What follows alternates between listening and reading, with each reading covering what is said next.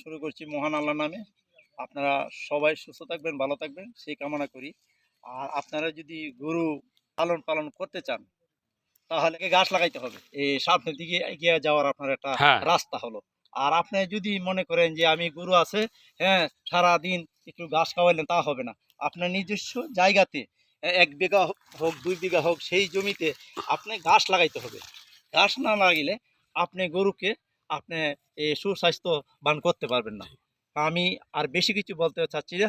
আপনার গরু পাললে গরু লাভবান, হ্যাঁ, গরুটা আপনার সবসময় কাজে লাগে। আজকে একটা সমস্যা হয়েছে, আপনি গরুটা বাজারেও ১০,০০০ টাকা বা ৫,০০০ টাকা কম হইলেও বিক্রি করে আপনি সমস্যার সমাধান করতে পারবেন।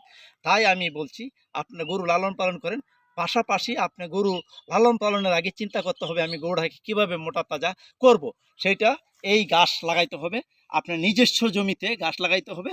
গাছ লাগানোর পরে আপনি এখান থেকে কিছু কেটে খাওয়াবেন, তাহলে আপনার গরু মোটা তাজা হবে। আসসালামু আলাইকুম।